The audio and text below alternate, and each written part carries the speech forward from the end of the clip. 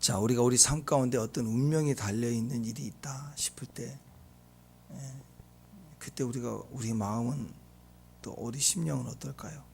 그냥 잘 됐으면 좋겠다, 뭐 그겁니까? 운명이 달려있다, 그럼 끝장날 수도 있는 거죠.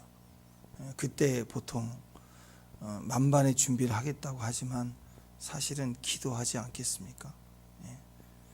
왜냐하면 전부를 쏟아내야 되는 거예요. 그리고 그것은 나의 힘으로 될 수 없는 일이기 때문에, 결정이 나는 것과 같은 일이기 때문에. 그래서 사람들이, 믿지 않는 사람들도 그런 일을 당하면 이런저런 고무신, 헌신 막 찾는단 말이에요.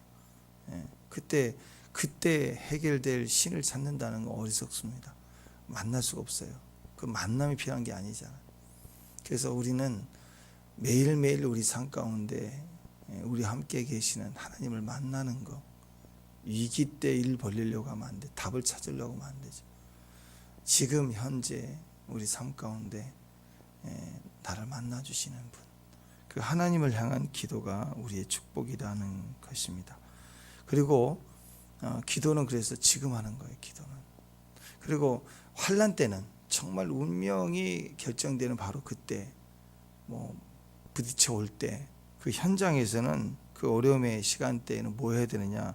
그냥 말씀 붙드는 거예요. 말씀. 그때는 기도하는 게 아니고 말씀 붙들고 가는 거예요. 믿음으로 지나가는 거예요. 아멘 하고 그냥 지나가는 거예요. 죽으면 죽으리라 하면서.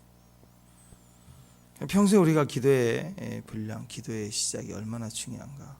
그 힘이, 믿는 것은 방향이고 방향을 통과할 수 있는 힘이 기도거든요. 그래서 기도가 우리에서 밀어주고 힘이 돼서 그냥 그 자리를 지나갈 수 있다라는.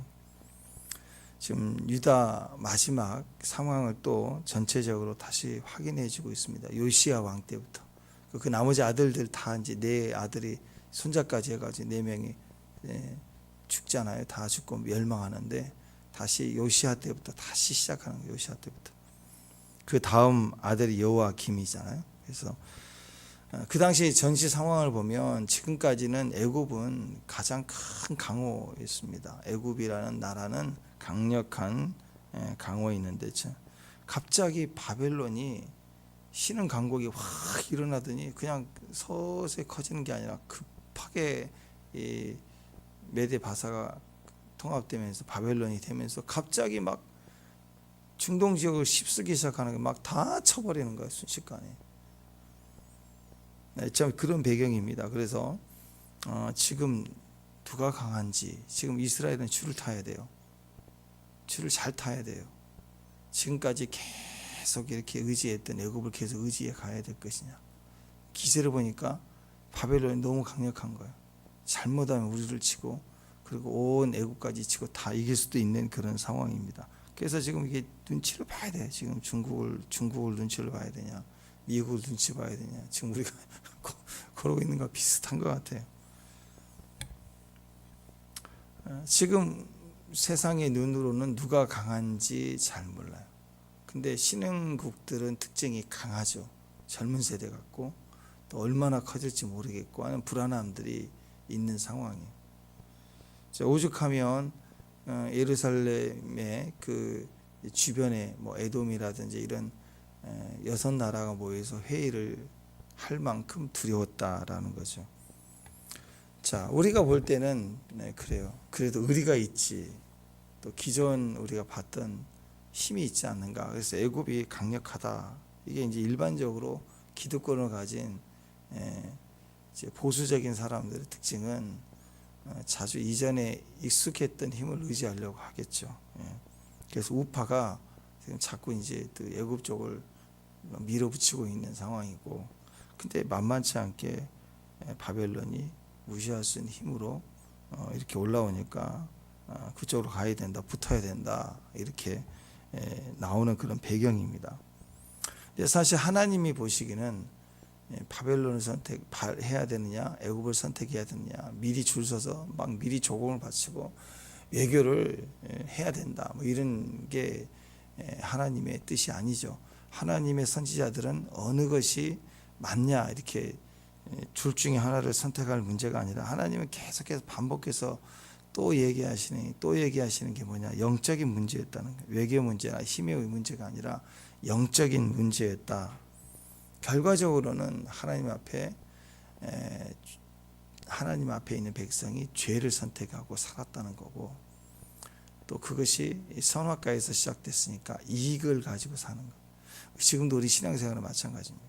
꼭 눈에 보이는 죄를 막 짓는다. 그럼 불신자하고 똑같죠. 뭐 믿는 자가 드러내놓고 그런 죄를 짓는다 그러면 불신자죠. 뭐 구원도 확인해 봐야 돼요. 그 정도면. 우린 그런 죄에 걸리지는 않겠죠. 어떤 죄에 걸려요? 이익을 따져 사는 거예요. 이익을 따져. 우리가 보기에는 그게 뭐 강도, 뭐 도둑질 뭐 이런 거에 비해서 크지 않은 것 같아 보이지만 하나님 보시기에는 똑같은 거예요. 그러니까 이 땅에서 심판과 이 땅에서의 고난은 동일하다고요. 동일하고. 영혼의 구원 문제가 아니에요. 이 땅에서 그 불 가운데서 구원받은 것처럼 그렇게 살 이유가 없지 않겠습니까? 이런 전쟁이 사실 필요 없는 거죠. 그렇죠?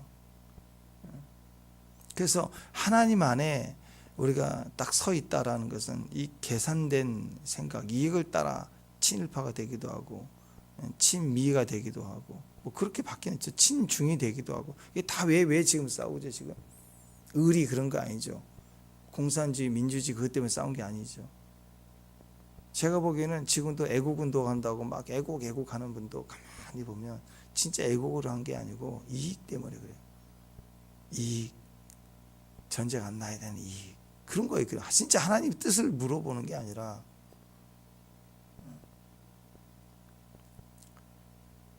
그러니까 여러분, 사람들은 다 자기 신앙에 이유를 붙이고 또 뭐 어떤 문화적인 얘기를 하고 뭐 그런 것 같지만 가만히 보면 다 이익을 따라 선택을 합니다. 이익을. 그 얘기예요. 이익이 있으면 영적인 문제도 제끼는 거고 하나님보다도 세상을 선택하는 거고. 근데 하나님은 그거죠. 그냥 단지 이 전쟁 위기 속에서 나를 붙들면서 한다. 나를 붙들어라. 하나님 붙드는 방법이 뭐예요? 그들은 제사했다고 생각한 거예요. 성전에 모여서 짐승 잡는 제사. 그것만 계속하면 되는 줄 알았다고. 가정생활, 그냥 집에 세상 직장 출근했다 저녁에 오고 그냥 잠자고 아침에 출근하고, 그러면 가정생활 아닌가? 그리고 아내는 밥 같이 해서 먹고 애들 챙기고, 그리고 삶의 인생이 그 가정생활 좋은 거 아닌가라고 생각하는 거예요. 마음은 다 떠났는데, 다 각자 마음인데, 각자 로맨스를 갖고 있는데, 그럼 그게 가정생활일까요? 그런 식인 거예요. 근데 아니죠. 진짜는 중심이잖아요. 중심에 있는 게 언어 아닙니까? 그래서 오늘 이 나를 붙들면 산다라는 주님의 메시지가 중심에 있기 때문에 성전에서부터 말씀을 읽어내기 시작하는 거예요. 말씀을 들어야 돼요. 거기에 듣는 자가 반응을 하고, 어차피 갈라진다고 그랬잖아요. 어차피 떨어질 건 떨어지잖아요. 근데 다시 불 붙는 사람 때문에 나라가 산다고. 그래서 하나님을 바라보고 하나님 앞에 견고히 붙드는 방법은 말씀 붙드는 거예요. 행위를 붙드는 게 아니고. 예레미야 시작할 때 그랬잖아요. 예레미야 2장 13절에 보면 내 백성이 두 가지 악을 행했다 하시면서 뭐라고 했냐면, 그들이 생수의 근원이 되는 나를 버린 것, 생수의 근원이 되신 하나님을 버렸고, 그리고 스스로 웅덩이를 팠다. 스스로 웅덩이를 팠다. 물을 갖다가 근원이 되신 하나님을 구해야 우리 반석에서 물이 나와서 우리를 살게 할 거 아니에요. 근데 목마르다고 주님을 구하지 않고 반석을 구하지 않고 뭐 하느냐? 웅덩이를 파요. 안 나오죠, 물이. 계속 파들어가요. 그래서 거기 빠져 죽는 거예요. 거기 스스로 웅덩이를 선택해 죽었다, 그 얘기입니다. 맑게 솟아나는 생수를 버리고 고여 썩은 물 웅덩이를 팠다가 거기서 죽었다, 죽는다. 그래서 죽는다. 결국 하나님은 신선하게 새롭게 하기 위해서 바벨론에게 항복하라는 메시지를 줘요. 좋은 것만 메시지를 주면 사람들이 반응하고 그 이익이 될 만하니까 선택하는 거 아니에요. 하나님 말씀이면 선택해야 되는 건데, 하나님 말씀이면 선택하는 게 아니라 이익이 되는 걸 따져보는 거예요. 그러니까 이익적인 사람들, 두뇌적인 사람들은 가성비 따지니까 뭐 하려고 바벨론에 항복을 하느냐, 선택을 안 하는 거죠. 근데 그게 긍정적이든 부정적이든 좋아 보이든 싫든 하나님의 말씀이 그러면 선택하는 사람들은 다 살아내잖아요. 그죠? 그래서 하나님 말씀이 우리 가운데 들려지면 순종할 수 있는 거, 그게 축복이라는 것입니다. 내 이익과 상관이 없다라는 거죠. 하나님은 바벨론에게 항복하라, 그게 메시지였어요. 근데 그 말을 듣질 않아요. 그게 생수였다고. 근데 계속해서 오늘 여호야김도 그렇고 나중에 이제 시디기야도 그렇고 이쪽 저쪽 막 저울질하고 균형 외교한다고 막 그렇게 하다가 결국 망했어요.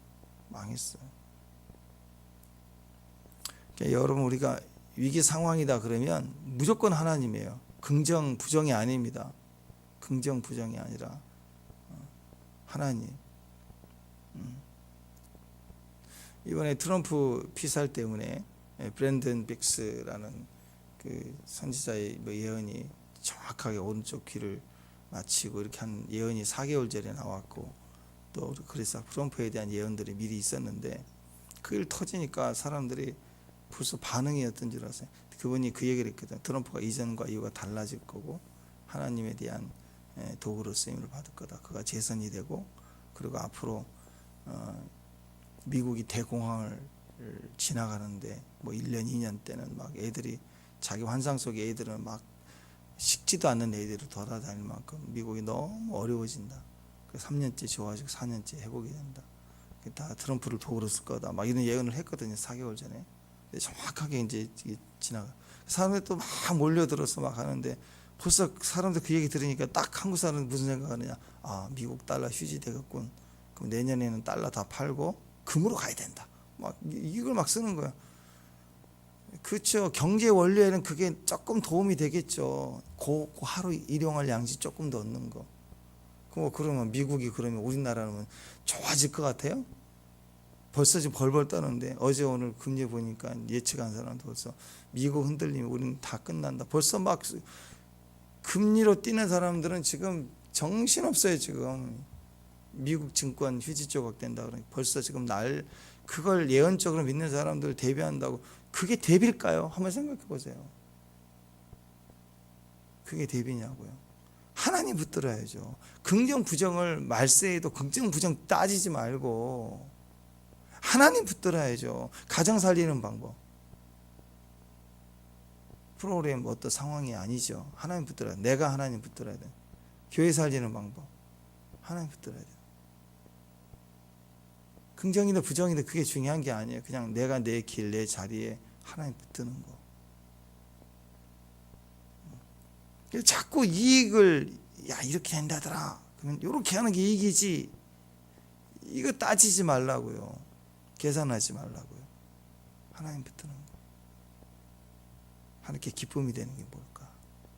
그런 마음이 되는 거. 그게 축복이다라는 거. 저울질하면 안 돼요. 머리 굴리면 안 돼요. 계산하면 안 돼요. 지금 정치가 그러잖아요. 보니까 지금 또 난리잖아요. 지금 또 막 또 계속 무슨 연속극도 아니고 계속 드라마를 쓰는 것 같아 보니까 막 계속 그 연장선 촛불이냐 횃불이냐 막 어떤 게 나아요? 촛불하고 횃불하고 파란색하고 빨간색은 뭐가 나아요? 우리는 이번에 티셔츠 남자들 검은색 하기로 했어요. 또 그렇죠. 뭐 파란색 빨간색에서 결정해야 되나요? 흰색도 될 수도 있고 파란색 검은색도 될 수 있는 거.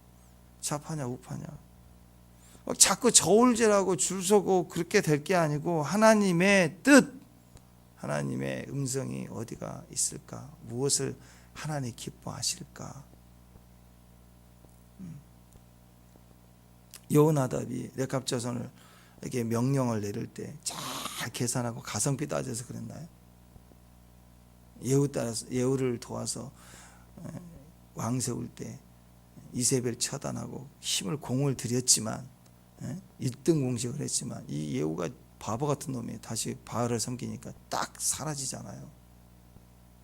정치는 더러워하고 아예 목동의 길을 가면서 예수님 오실 때까지 렉갑조선이 지켜오잖아요. 예루살렘 차지하고 예수님 올 때까지 무명의 길을 걷잖아요. 얼마나 하나님 칭찬하는 가문이 됩니까? 그들은 하나님을 선택한 거예요. 이익을 따진 게 아니에요. 1등 공신해서 평생 해먹으려고 막 뛰는 게 아니고. 위기 상황에서는 이익 따지는 거 아닙니다. 가성비 따지는 거 아닙니다. 전략을 세우는 게 아닙니다. 위기 상황에는 그냥 주님 선택하는 거예요. 주님 붙들고 가는 거예요. 하나님 앞에 나아가는 거예요. 그러니까 진짜 난세에는 막 촛불 들고 횃불 들기 아니라 성령이 불 듣고 모여야 된다. 교회가 막 모여야 된다고. 저는 그런 날이 올 거라고 믿습니다. 붉은 전사 뭐 이래가지고 뭐 빨간 것도 파란 것도 뭐가 중요해? 그냥 어느 날 막 감동이 돼서 우리 마음에 감동이 돼서 우리 교회 안에서 얘기를 나누는데 우리가 땅 밟게 해야 될 것 같다고, 나라가 너무 어렵다고 기도하자. 그래서 우리가 기도했는데 그런 감동이 만장일치, 제가 하자는 게 아니라 만장일치로 우리가, 그건 우리 소수지만 몇 명 안 되지만 갑시다 해가지고 시청에서 광화문 용산까지 땅 밟게 하자고. 정말 주님의 감동을 받아 뜨거워서 누가 알아주지 않아도 광고하고 횃불 들라 그런 게 아니라 그런 마음으로 갔다고 합시다. 간 날 보니까는 전국에서 100만 명이 모였어. 왜? 다 각자 그런 마음으로 왔는데 모였다. 이게 부흥 아니에요. 이렇게 시작될 거라고 보세요. 이제 그렇게 하나님 음성을 들었는데 그 장소에 갔더니 그렇게 모였다. 자, 위기 상황에서는 무조건 하나님 앞에 엎드린다. 하나님 음성이 되는 사람. 자, 이 요야김이 잘못 붙었어요. 애굽에 붙었어요. 근데 애굽이 지고 바벨론이 막 이기고 쳐들어왔잖아요. 지금 위기를 당한 거예요. 그때가 이제 때마침 금식일이었잖아요. 위기에 시작된 그 위기와 동시에 금식이 겹쳤을 때 에레미야는 갇혀 있어요. 갇혀 있기 때문에 어떻게 할 수가 없는 거예요. 나갈 수가 없는 거예요. 만약에 에레미야를 통해서 하는 뜻이 하나님 뜻이었으면 옥문 그까지 뭐 훅 하면은 옥문 부서지고 빼지고 에레미야가 나오겠죠. 그렇게 하나님이 하셨을 거예요. 근데 이번에는 그렇게 하지 않았어요. 하나님 에레미야가 갇혀 있는 그 현실에서 예언이 임하고 바룩에게 기록하게 해서 바룩아 네가 가서 선포하라. 그래서 하나님이 그렇게 뭐 바울에게 디모데가 있는 것처럼 영적 아들을 통해서 또 그것을 나눠지는 걸 됐어요. 마지막 때 주님이 우리 속에 갇혀 있죠. 그죠? 우리 속에 있지만 우리에게 감동 주시는 건 우리가 떠들어대야 돼요. 나가야 되는 거예요. 그래서 뭐라고 했느냐? 하나님 말씀을 금식일에 성전에 모여있는 백성들에게, 길거리 말고 성전에 모여있는 백성들에게, 그나마 하나님의 여호와의 때 나라 위기지만 주의를 지키는 사람들처럼 성전에 모여있는 그들 성전에서부터 선포하라. 하나님의 말씀을 선포하라. 알려줍니다. 유일한 한 가닥이죠. 한 가닥 희망이 하나님 말씀인데 그냥 가치 없게 아무래도나 떠들어야 되는 게 아니라 하나님의 영적 줄기가 이렇게 흘러가는 거예요. 성전에서 음성을 듣게 합니다. 낭독했더니 사람들이 막 듣고 또 듣고 전하고 막 급속도로 번성해 가는 일들을 오늘 보게 되죠. 자, 오늘 1절 3절 앞에 부분 보면 말씀을 낭독하기 전에 말씀을 기록해야 되지 않겠어요? 그냥 전해지고 머리로 알고 알아서 해라 그러면 또 말이 바뀌잖아요. 추가되기도 하고. 그래서 기록한 말씀을 적어라. 예언할 때 기록하게 했어요. 그러니까 여러분 레갑자손 법칙처럼 나름대로 흥분과 기쁨만 있는 게 아니라 그 기쁨과 주님을 향한 그 마음은 항상, 블레싱은 항상 있지만 그것이 내 스토리로 남아야 돼. 내 스토리로. 부모의 스토리가 전해져야 돼. 스토리만 전하면 돼. 그게 가온 형태일 수도 있지만 그냥 우리 엄마 우리 아빠가 기도할 때 이런 일이 있었다, 일이 스토리만 있어도요 그게 남는 거라고요. 남는다고. 강화의 그 교회 얘기했죠. 또 금산교회 기억자교회 얘기, 그 스토리가 계속 남아있잖아. 거기 가문에 스토리가 있어야 돼요. 기록해야 돼요. 기록된 것처럼 스토리로 정리가 돼야 돼요. 또 4절에 10절 쪽 이후에서 보면은 그 기록된 말씀을 이제 바룩이 기록된 거예요. 그냥 내 생각대로 내가 듣는 것이 아니라 기록된 걸 가지고 성전에서 낭독을 했어요. 성전에서는 떡을 떼고 교제하고 나눠야 돼요. 나눠야 돼요. 자꾸 나눠야 돼요. 나눠야 돼. 말씀이 나눠져야 돼요. 기록된 다음에 나눠야 돼요.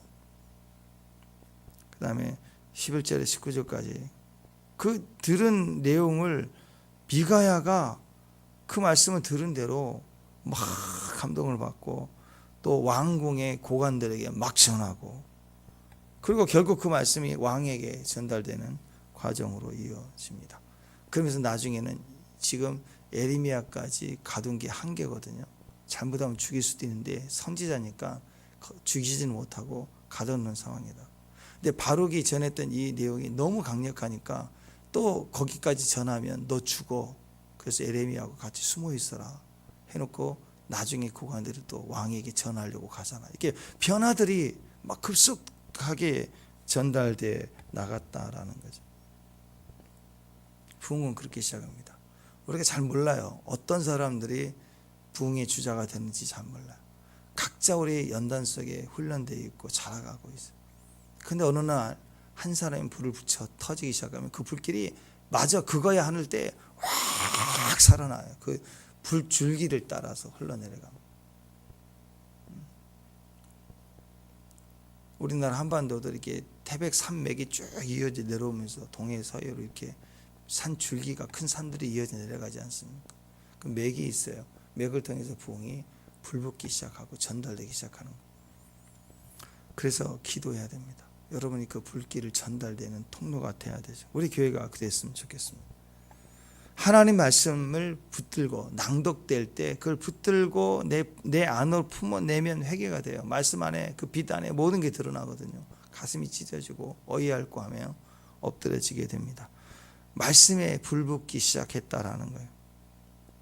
그랬더니 이제 말씀을 낭독했더니 똑같죠. 어떤 일이 벌어집니까? 말씀에 반응하는 사람들이 나와요.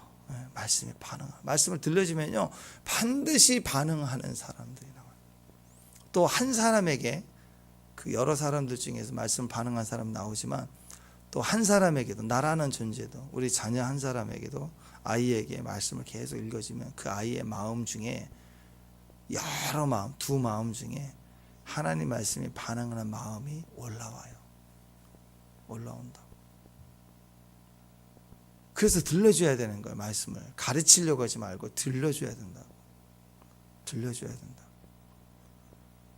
그 인디안 늙은 추장 이야기 간간히 하지 않습니까?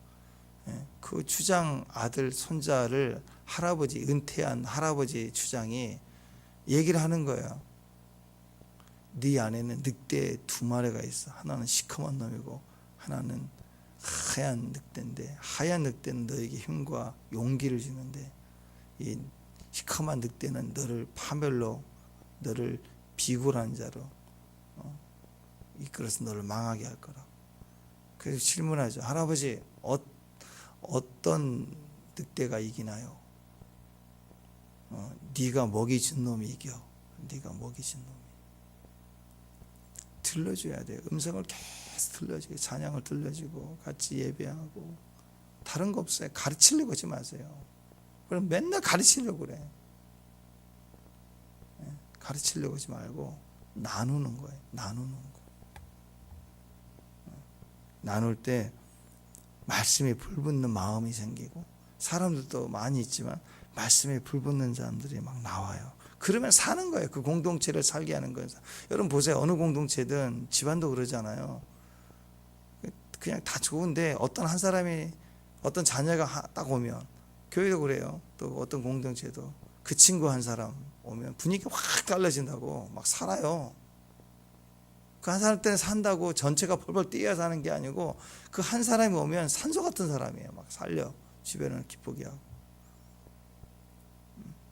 어떤 사람은 이산화탄소 같은 사람. 그 한 사람 오면 한쪽에서 이러고 있어. 분위기 다 꺼트린다고. 그러니까 이 말씀에 불붙는 사람만 나오면 사는 거예요. 공동체에. 그러면 다 사는 거예요. 자, 우리도 마찬가지입니다. 하나님의 말씀이 선포되면 우리 가슴에 불이 붙어야 돼요. 자, 다른 사람 보지 말고 우리 자신을 봅시다. 거울 앞에 딱 내 자신을 보면 내 안에 여러 마음이 아직도 있죠. 그죠? 이 자아가. 근데 이거 그냥 두면요, 각각 이 마음이 하나 인격화가 돼 갖고요, 전혀 자기에 통제되지 않는 마음이 나온다니까. 다중이가 된다고. 꼭 그게 진단을 받아서 나온 다중이 말고도 자기도 자기 마음을 못할 만큼 다중 인격이 된다고요. 인격화가 되면 강하게 나와요. 욱할 때 훅 나오는 게 내가 조절 안 되잖아요. 똑같아요. 우리 안에 있는 인격 중에 진짜 인격을 다 처리할 생각도 하지 마세요. 내 자아예요, 내 자아. 이게 치유되고 회복된다고요. 그러니까 어떻게 해야 되느냐? 내버려 두고, 국민은 내버려 둬요. 민족을 내버려 두고, 나라를 내버려 두고, 나 한 사람이 들려주는 말씀에 불붙고 반응하면 내가 살아요. 나라도 살고. 그래서 내가 내 입으로 하나님 말씀을 읽고 그 말씀에 아멘하고 또 아멘하고 계속 묵상이 가면 내 안에 막 살아 움직이는 인격이 생긴다고요. 주 예수와 교제하는 인격이 강해지면 그 인격이 나를 다 지배하고 그 인격이 나를 변화시키고 나머지를 다 통치하고 다스려서 온전하게 치유한다고. 그래서 하나님 말씀을 제일 먼저 나부터 내 안에 소망이 생길 때까지 들려주고 얘기하고 전해야 돼요. 말씀을 받고 그 말씀에 불이 붙어야 부흥이 되잖아. 부흥 그러잖아. 부흥, 리바이벌. 부흥의 결과로 일어나는 게 개혁이고 변화 아니겠습니까?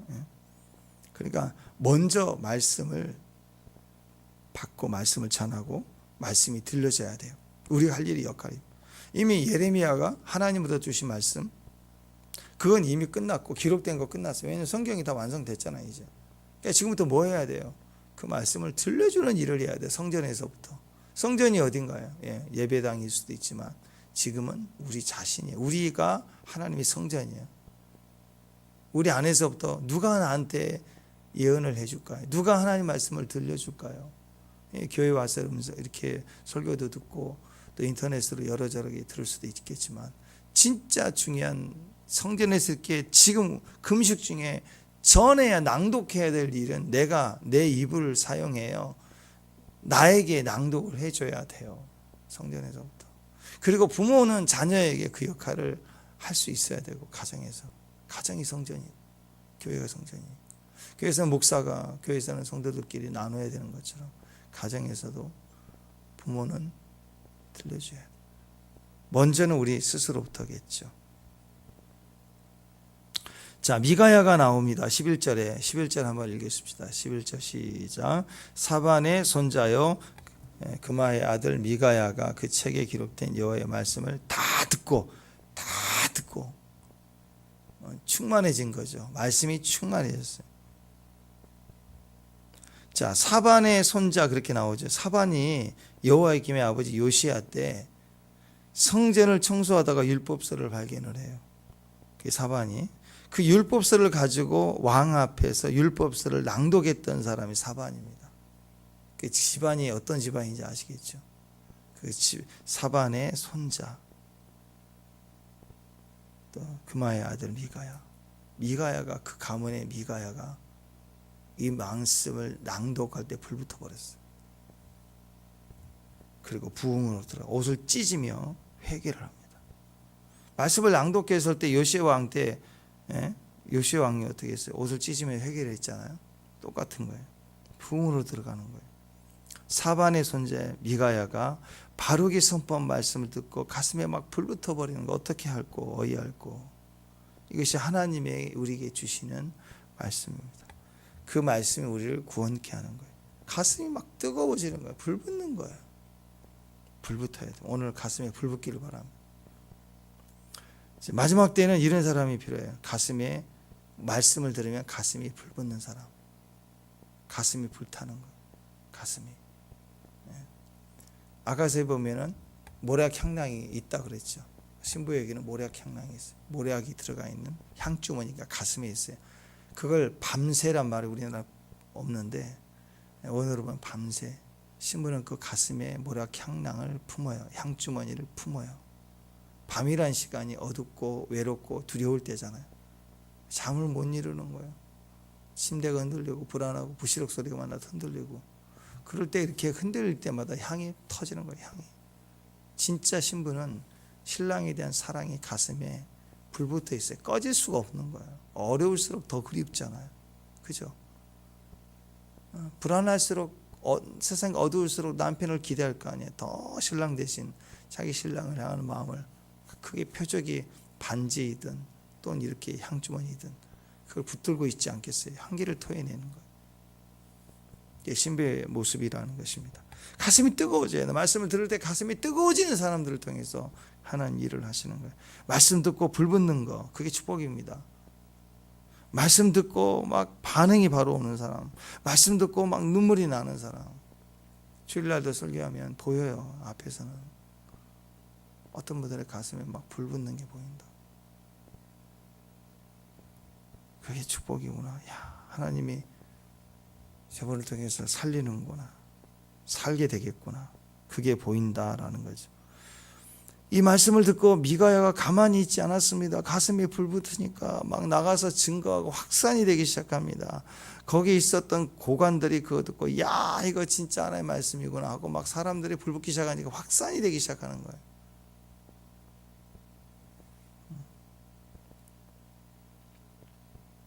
14절에 보면은 여우디라는 사람이 또 나오죠. 14절 한번 읽어보십시다. 시작.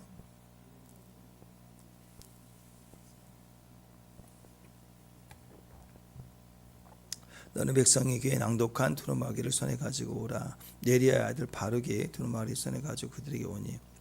그러니까 미가야, 여우디, 그 다음에 고관들 이렇게 계속 나오죠. 자, 이렇게 반응을 가진 사람들을 통해서 소망이 막 불붙기 시작하는 거예요. 메시지가 살리는 말씀이죠. 징계하는 말씀, 위로의 말씀, 책망의 말씀, 심판의 말씀, 그게 다 살리는 말씀이에요. 하나님 말씀은 다 살리는 말씀이에요. 내용을 떠나서, 그게 불편하고 힘들고 어렵고를 떠나서 모든 하나님의 말씀, 그분의 모든 말씀은 우리를 다 살리는 말씀이에요. 거기에 불 붙어야 돼요. 불 붙어야 돼요.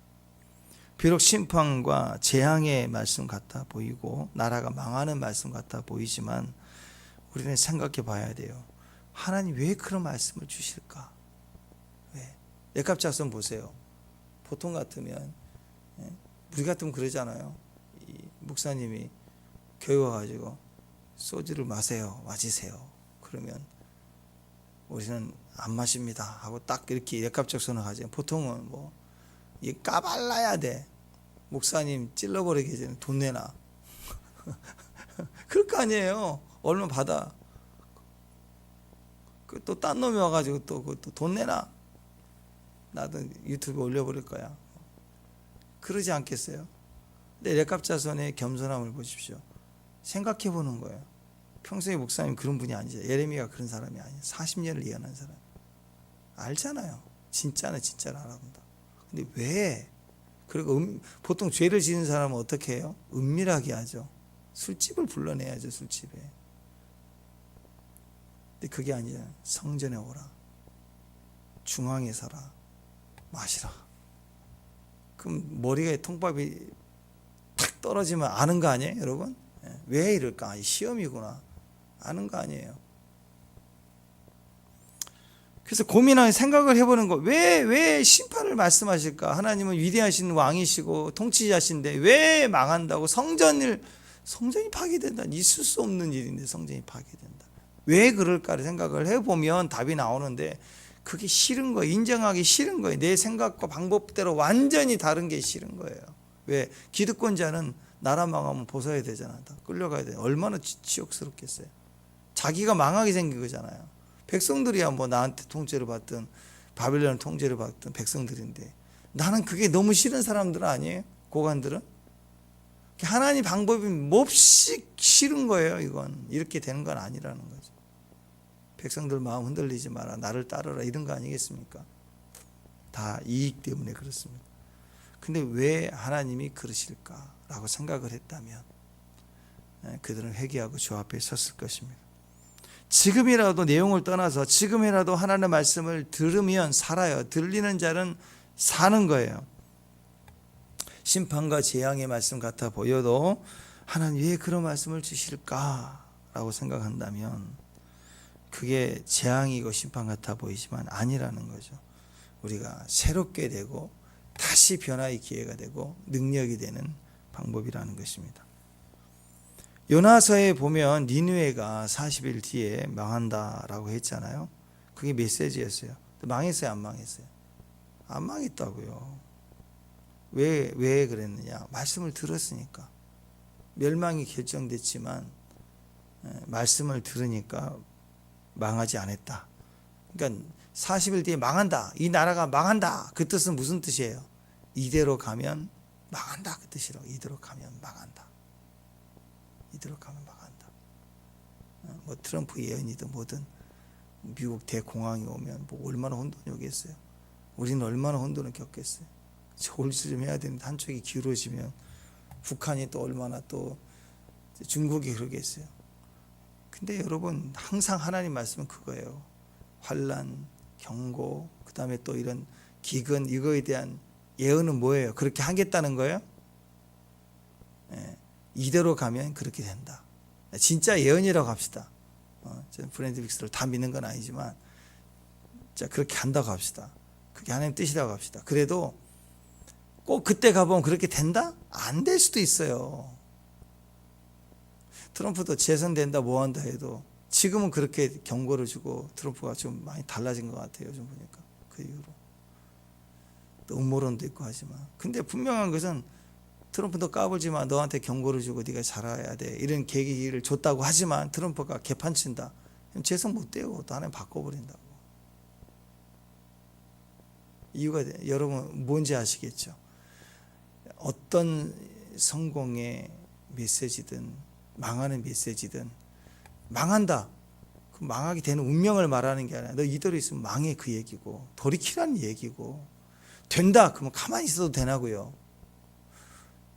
네가 겸비하고 그런 도구가 되도록 지금 또 다른 사람이 되라고 예언해 주는 그걸 따라 그걸 운명을 그 나라의 운명을 너한테 주겠어라는 하나님의 기준이 있다고요.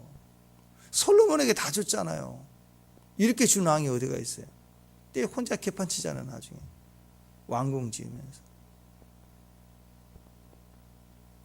망하는 거예요. 그러면 나라가 쪼개지고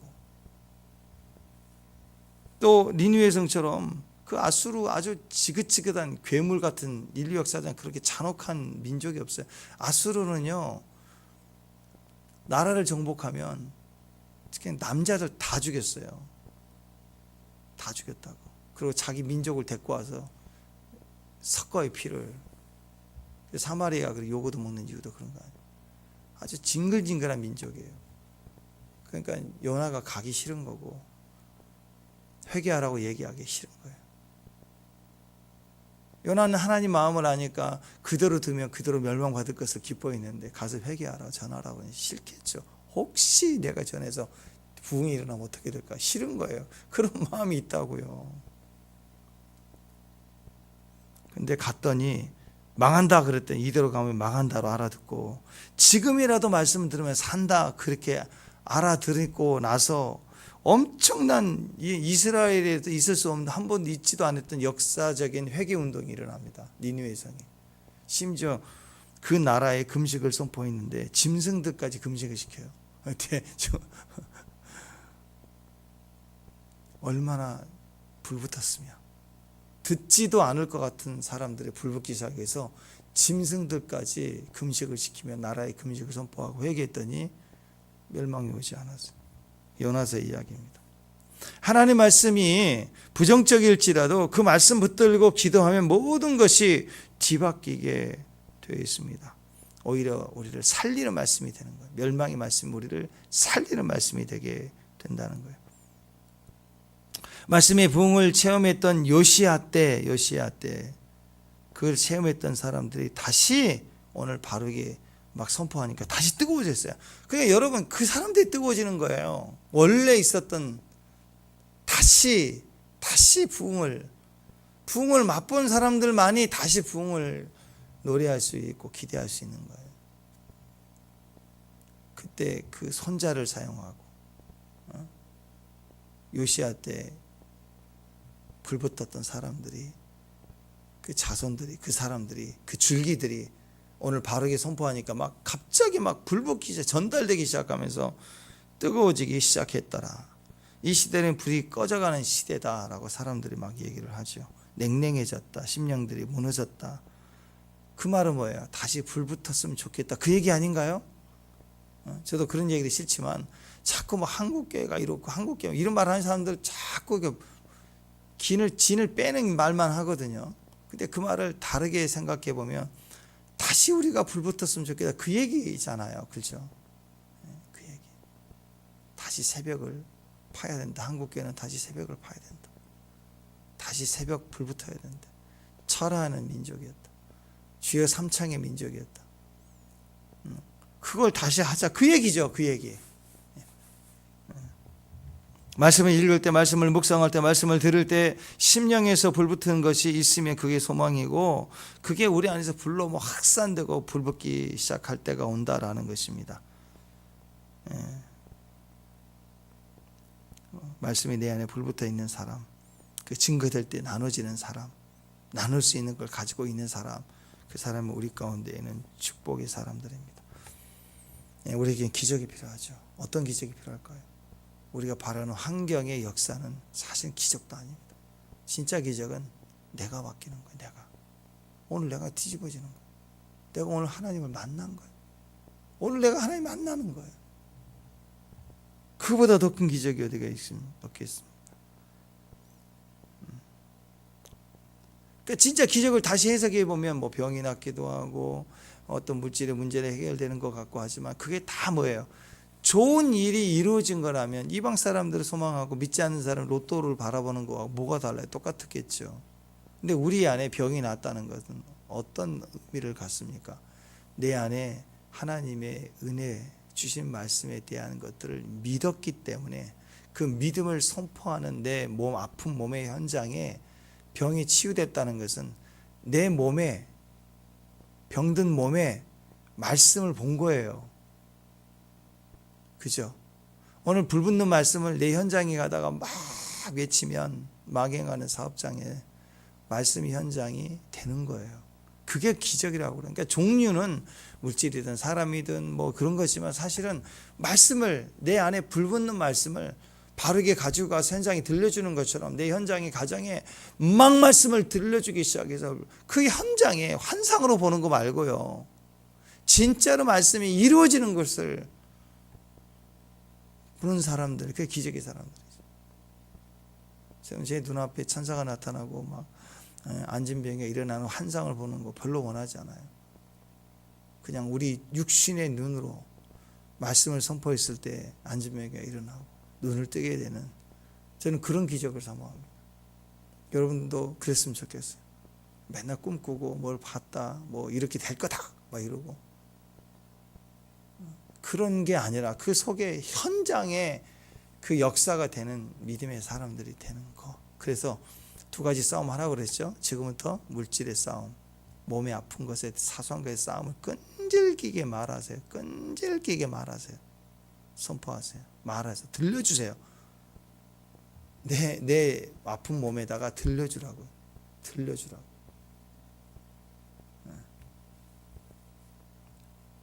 어려움, 잘 안 되는 또 일들, 위기가 있을 때 그 상황 보고 기도 제목 삼지 말고 상황이 주는 메시지는 기도 제목 그건 아무 우리와 상관없어요. 종교의 종교. 근데 그 어려운 안 되는 상황 속에 말씀 봐야 돼요. 말씀이 불붙는 말씀을 가지고 큐티에서 하나님 뜻 정한 걸 가지고 그냥 선포하고 다녀요. 말하기 시작해야 돼요. 그러면 그 말씀이 현장으로 바뀌게 돼 있어요. 내 가슴이 불에 붙여서 그 말씀의 반응이 나오면 그 반응을 따라 증거하고 나눠주면 그 현장이 되는 거예요. 오늘 미가야 같이 하나님의 말씀을 선포할 때 불붙기 원합니다. 여우디 같이 말씀을 낭독해 주니까 막 말씀에 불붙기를 원합니다. 오늘 고관들 같이, 고관들은 정치를 빠싹하니까 들었던 말씀이 전달되고 그 사명을 이것을 또 전달해야겠다고 생각을 하니까 이건 정치적인 문제라 잘못하면 죽을 수도 있겠다 싶으니까 이제 너는 여기까지 이젠 바르게 바톤을 이어갖고 넌 숨어 있어 우리가 할 테니까 하고 이렇게 반응하는 또 다른 그룹들이 생기게 돼 있어요. 돕는 자들이 일어난다고. 여러분 말씀에 반응하고 불붙으면 삽니다. 오늘 우리가 말씀에 불붙는 가슴 붕으로 들어가는 세대가 됐으면 좋겠습니다.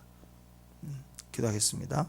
하나님 감사합니다. 하나님 말씀을 묵상하고 또 선포할 때 불붙는 가슴, 낭독할 때 들려져 올 때 내 속에 불붙는 심령 되게 하옵소서. 그 불길을 가지고 나누고 확산되는 주역이 될 수 있도록, 그런 예언자, 그런 통로가 될 수 있도록 하나님 도와주옵소서. 예수님 이름으로 기도합니다.